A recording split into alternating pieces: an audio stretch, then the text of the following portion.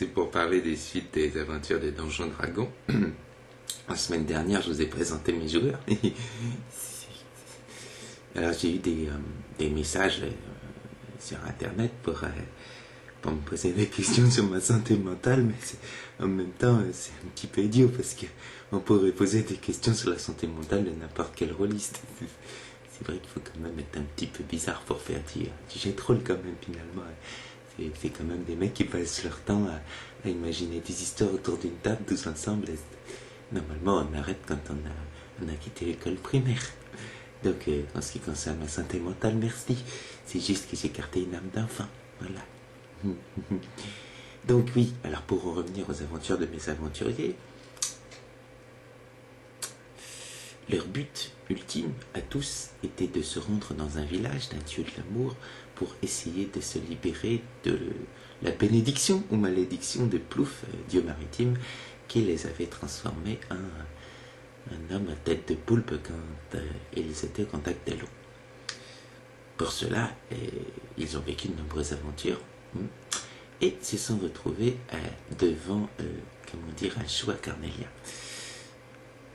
Ils ont finalement décidé, malgré tout, de se rendre à ce village du dieu de l'amour.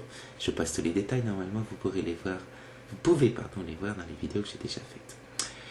En chemin, nos aventuriers rencontrent donc une fée. Une gentille fée, toute blonde, toute jolie, toute mignonne.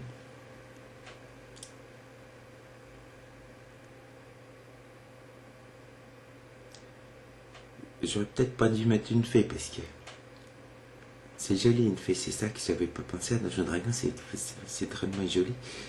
Et ça faisait plusieurs semaines que les aventuriers étaient en manque. Même la voleuse. Je sais bien que normalement on ne doit pas trop parler de sexe dans Donjons Dragons, mais là, la fée, ils ont pensé que c'était déjà une envoyée du temple du dieu de l'amour. Ils ont voulu lui prouver qu'ils étaient capables d'aimer, quoi. Mais ils l'ont un petit peu trop aimé. Beaucoup. Longtemps. Même quand elle était usée.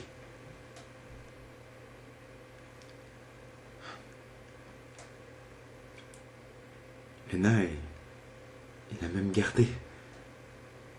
Ils ont fait des blagues sur le fait qu'il fallait vider la morte de temps en temps, pendant 2 jours, pas 2 nuits. Au bout d'un moment, quand même, le paladin, je passe les détails, il s'est rendu compte que c'était pas trop bien, il avait perdu son statut, mais enfin, quand même, se balader avec une fée que le nain remplissait, en dressait différentes crises de délirium très minces. Enfin, ils ont décidé que c'était pas bien. Alors, ils ont vu un terre trophée, et puis ils sont allés au terre trophée pour remettre le corps et essayer d'expier leurs péchés, disant qu'ils avaient été emportés par un instinct, un dégarement, quoi. Mais terre trophée, toutes les fées étaient mortes, tuées, victimes d'une sorte de malédiction, elles aussi, par les nécromants qui envahissent toutes les contrées dans lesquelles sont les aventuriers. Toutes mortes. Toutes. Sauf certaines qui étaient porteurs d'une sorte de... C'est là qu'ils ont découvert ça des écrits. Heureusement que le magicien n'est pas trop idiot. Remarque que le magicien lui n'avait pas trop participé, c'est le seul.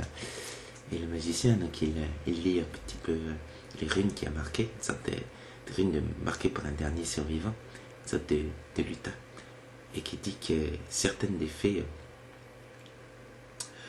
n'ont pas été tuées, mais ont été maudites pour contaminer pas mal de gens qu'elles pourraient rencontrer grâce à leur charme, charmer n'importe qui pour transmettre une sorte de nécrose. Et comme les aventuriers sont intelligents, ils se sont rendus compte qu'ils étaient tous contaminés, sauf le magicien, que la morte n'était pas si morte. Au moment où le magicien lisait les petites runes trouvées sous un tronc d'arbre, il a fait se barrer. Et là, ils se sont retrouvés un petit peu comme des cons. Tous. Mais en même temps, c'est bien fait pour eux. Ils avaient qu'à pas vouloir renier Plouf. Du coup, ils ont une double raison de se rendre au temple des dieux de l'amour.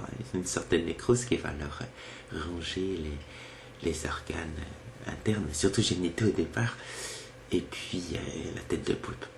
C'est pas facile la vie d'aventurier quand on énerve un maître de jeu. Non. Oui, mais en même temps, ils se font chier mes joueurs, ils ont rien à faire le week-end, alors je commence à me demander s'ils sont pas un petit peu masochistes. Mais c'est aussi le rôle d'un maître de jeu, de savoir faire preuve d'un petit peu de sadisme.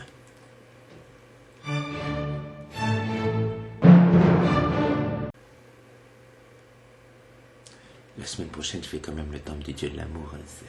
J'ai envie quand même de faire autre chose que de martyriser mes joueurs. Je suis pas qu'un sadique non plus. Ouais, c'est vrai. Bah, je crois pas.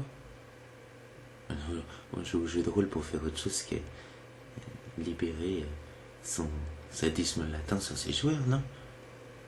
Hein? J'espère. Ça sert pas que à ça, Donjon Dragon.